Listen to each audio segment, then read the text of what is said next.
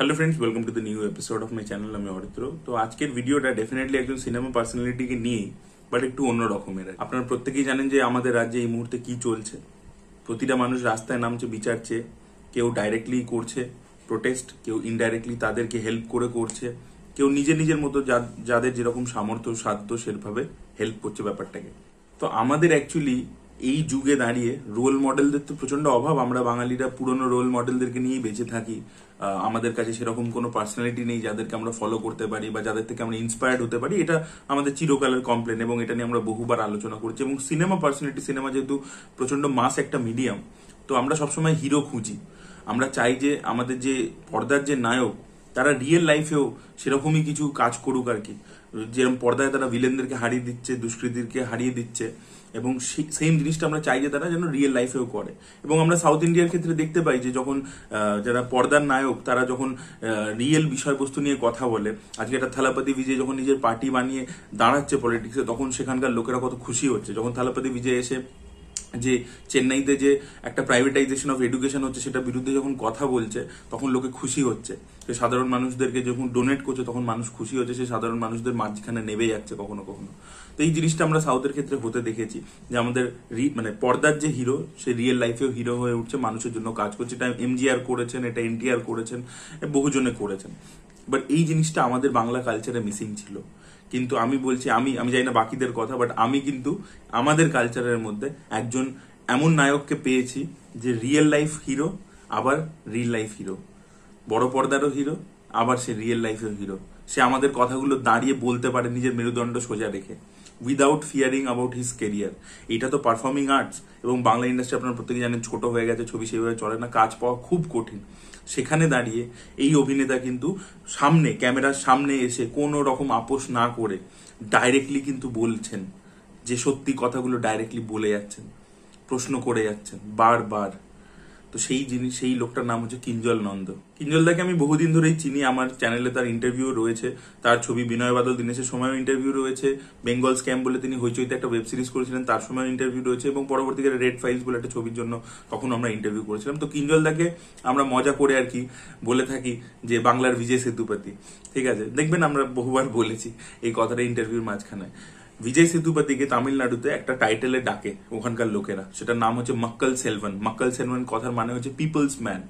তো যেটা মজা করে বলতাম যে তুমি বিজয় সেতুপতি, কি করে জানতাম না সেদিনকে যেটা কতটা সত্যি হয়ে দাঁড়াবে, যে আজকে কিন্তু কিঞ্জল নন্দকে সত্যি মক্কল সেলভান বলা যায়। কারণ সে পিপলস ম্যান, সে সাধারণ মানুষের হয়ে কাজ করছে, সাধারণ মানুষের কথাগুলো বলছে সবাই সামনে এসে।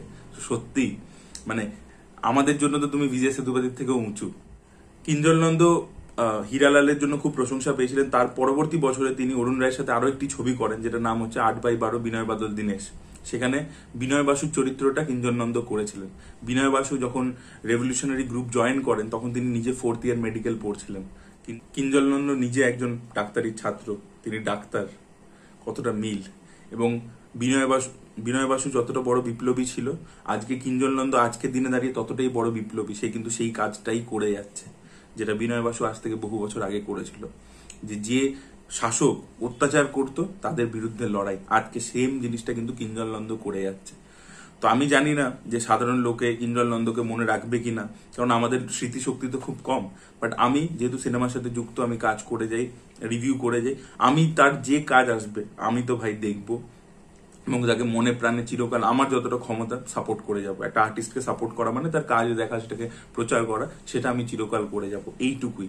তার এই যে কন্ট্রিবিউশনটা, সে যে কাজটা করছে এই কদিন ধরে, রাস্তায় নেমে দাঁড়িয়ে আছে, এখনো তারা দাঁড়িয়ে রয়েছে, আপনারা প্রত্যেকেই জানেন, এটা তো কোনোভাবে পে অফ হয় না। কিন্তু আমাদের এটা কন্ট্রিবিউশন, যে আর্টিস্টটাকে মনে রাখা, এই নামটাকে বাঁচিয়ে রাখা আমাদের মধ্যে, যে হ্যাঁ এই লোকটা করেছিল। আমাকে একজন জিজ্ঞেস করছিল যে আচ্ছা এইটা যে হচ্ছে, এত কিছু হচ্ছে, তো লোকে রাস্তায় নামছে, তো কি লাভটা কি হচ্ছে? কেন লাভ হয়নি? এই যে কিঞ্জল নন্দর মতো আমরা একটা রিয়েল লাইফ হিরো পেলাম, রিয়েল লাইফ হিরো, যে রিয়েল লাইফ হিরো নিজের সিদ্ধারাটা বিক্রি করেনি, এরকম একটা হিরো পেলাম, এটা কি ভালো হয়নি? ওই টোস্টের দোকানে কাকাটাকে পেলাম, যে নিজের দোকান থেকে এসে সবাইকে টোস্ট দিচ্ছিল। এটা যে এই যে মধ্যবিত্ত লোক যে রাস্তায় নেমে পড়েছে, মধ্যবিত্ত যারা চিরকাল পলিটিক্সের থেকে দূরে থাকতো, যারা নিজেদের কাজবাজ নিয়ে ব্যস্ত থাকতো, তারা যে আজকে রাস্তায় নেমে পড়েছে, তাদের মধ্যে যে আগুনটা জ্বলে উঠেছে, এটা লাভ হয়নি? ওই বাচ্চা মেয়েটি যে রাস্তার মধ্যে সেদিনকে 14ই আগস্ট হাঁটছিল উই ওয়ান্ট জাস্টিস বলতে বলতে, তার মনের মধ্যে যে কারেজটা জন্মেছে, সে যে এই বয়স থেকে এটা দেখলো, তার মনের মধ্যে যে কারেজটা জন্মালো, সেটা লাভ হয়নি।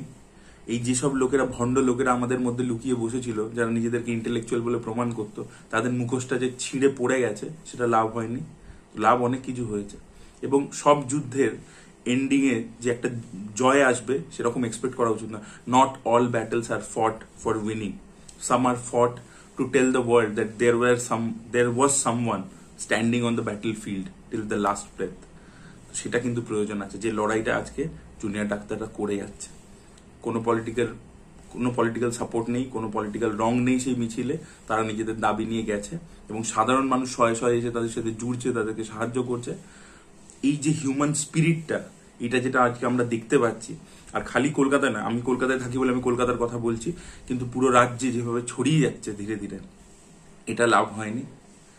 যে মানুষকে ভাতা দিয়ে দিয়ে পঙ্গু করে দিয়েছিল, তার মনের মধ্যে কিছু হচ্ছিল না, তাকে উৎসবে ঢুকে যেতে বলছিল, সেখান থেকে যে মানুষ সেটাকে প্রশ্ন করছে, সেটা লাভ হয়নি।